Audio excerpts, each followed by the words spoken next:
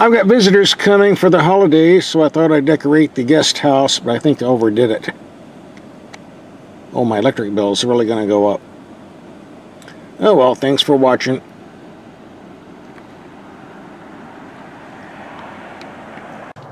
I better check on my guests, make sure they're okay. Merry Christmas! You got any Bud Light? No, but Merry Christmas. Well, say Bud Light.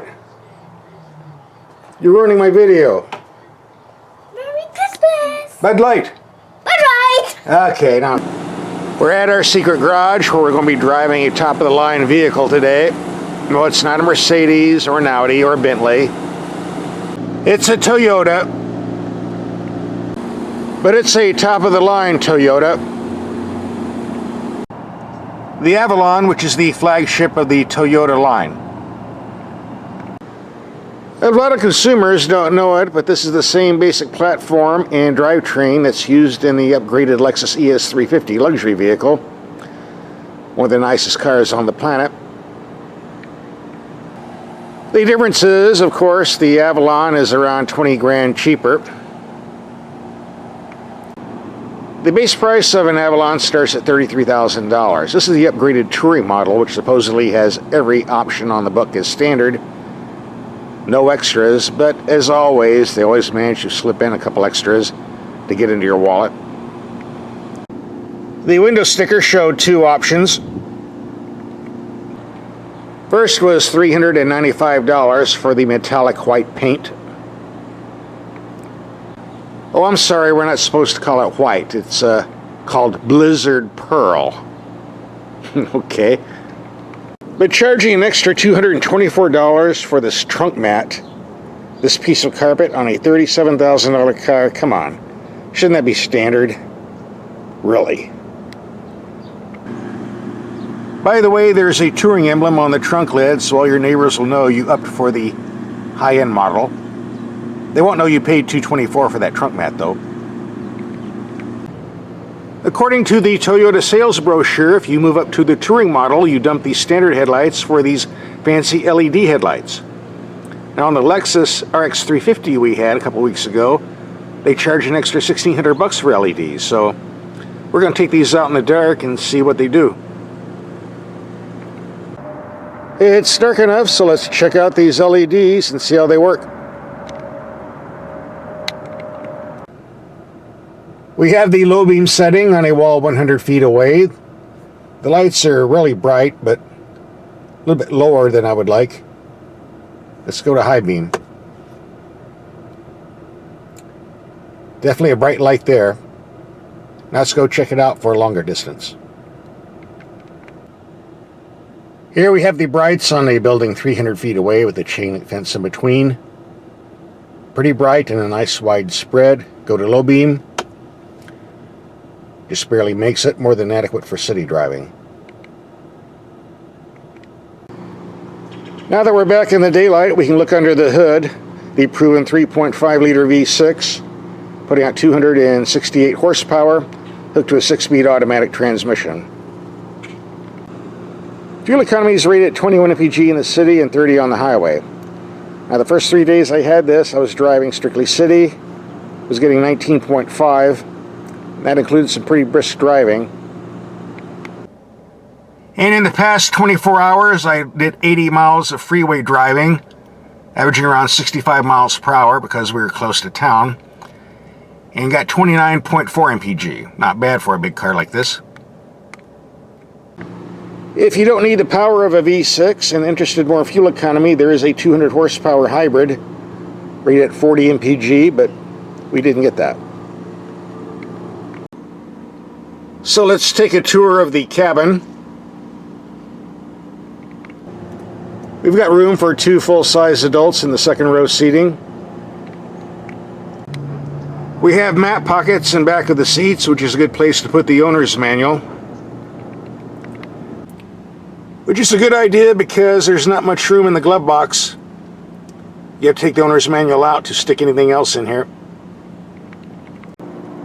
One of my pet peeves are black interiors. I cannot stand black interiors, especially in the summertime when they heat up like an oven. Toyota was nice enough to send me one with a cream-colored interior with brown highlights. Thank you very much, Toyota. This looks very nice, by the way. I also appreciated these sun visors, which slide back and forth to block out sun from the side windows. A lot of cars don't have that. You'd be surprised. We do have that here. If you do a lot of driving at night like I do, you'll appreciate this button, which turns off the auto-dimming mirror system, so you can actually see the cars in back of you. Below the heated seat controls, you have modes for economy, normal, and sport. Thus far I've been driving in normal, but I'm going to try the sport later on. If you like shifting for yourself, there are paddle shifters located on the steering wheel, where they belong, not on the steering column like the Italians do, where they do not belong. Thank you, Toyota. You got it right. Right there by the fingertips, so we can reach them 100% of the time. The way it should be. The climate controls are very simple to use, no complaints here. The navigation screen could be bigger, but this will do. We get a very nice gauge cluster. The ability to check your tire pressures, that's a nice feature too. There's only one gripe I found with this car thus far, and that's under the door panel here. The rocker panels and what I call the dirt shelf. It's been raining all day. There's all kinds of mud and sand here, which gets on your pants every time you step out of the car because it's on the outside. That's why I'm wearing my gym clothes instead of my dress suit. I don't know why car makers do this. Especially Germans are guilty of this. Totally unnecessary, totally dumb.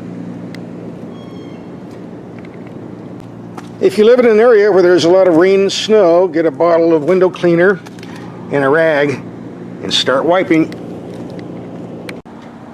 Okay, enough show and tell. Time to do some driving. Oh, a secret compartment I didn't know I had. Good for hiding things. And some accessories under there that might be useful. This Toyota V6 is one of the nicest power plants on the planet. Smooth, quiet, economical.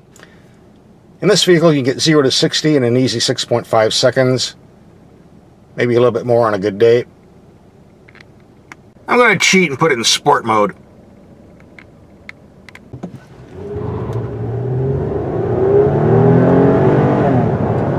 No lack of power here.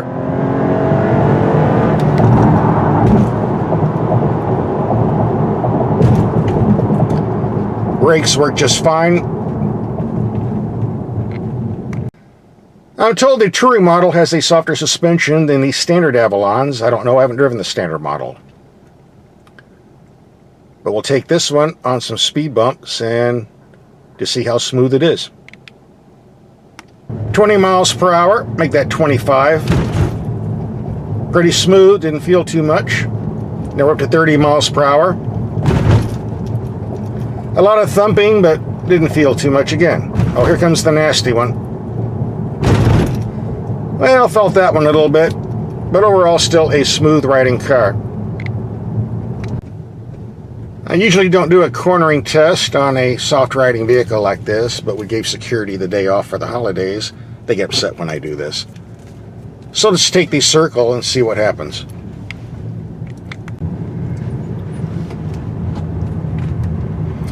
Pretty good, not spinning out yet. Just scaring a lot of birds.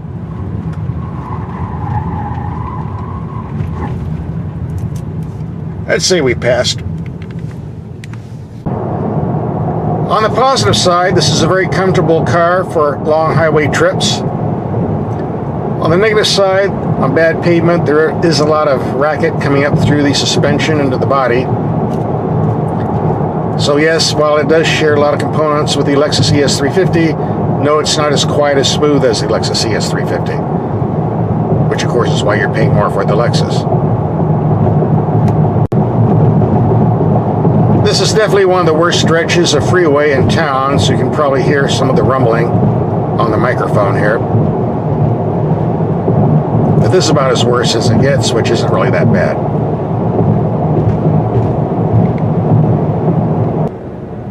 We're going to get on the freeway and take another fuel economy trip. Stand by. Here you go, 65 miles per hour, 31, make that 31.0 mpg.